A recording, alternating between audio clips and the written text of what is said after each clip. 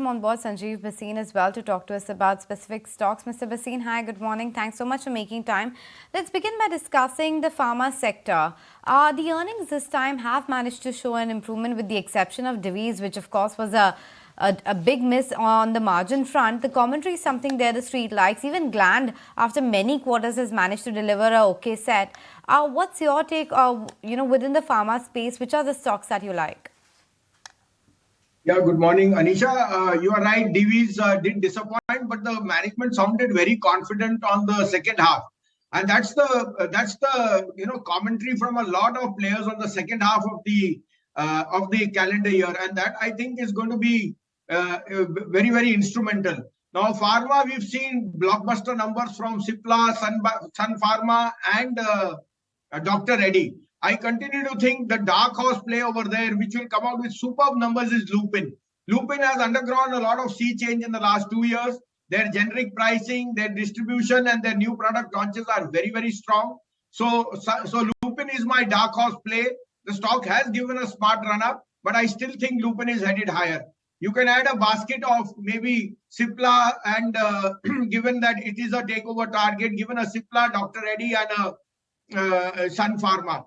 DVs, yes, on declines would be a buy because in contract farming, in the API distribution, they are one of the largest players. And I think the second half will see much better margins and volumes. Right. Sanjiv, hi, good morning. It's the small caps wherein, all the gains are getting made with the index now at a live high once again. Any small cap idea that you would have for our viewers? Well, Aisha, it's very difficult. I think like you said, I've just made an observation. When the markets fall, the small caps fall about 0.5%, half of what the large cap. But when they rise 2 times the amount, which is telling you the flows, the numbers, and the left out feeling is humongous. I still think, you can have a bargain like an idea. Now, ideas run up from 11 to 14, but given the spate of 4 positive things, I would still put my money on Idea and TTML. The dark horse play over here again, today's numbers will be Devyani International.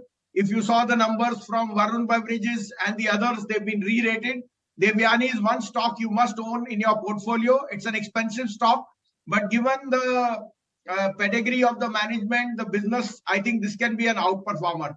So small and mid cap would be Idea, and Devyani would be my bet on the slightly longer term, slightly more market cap play.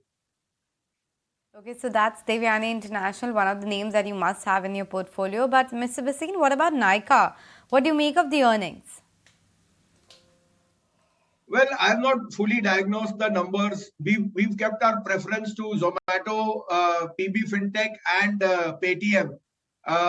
Nykaa is in, maybe the numbers were slightly ahead, but the type of competition which is coming around with the Mama Earth and the others. So we will have to watch the numbers and the performance, the management's language. I won't be able to comment much on it because I'm not tracking it for some time.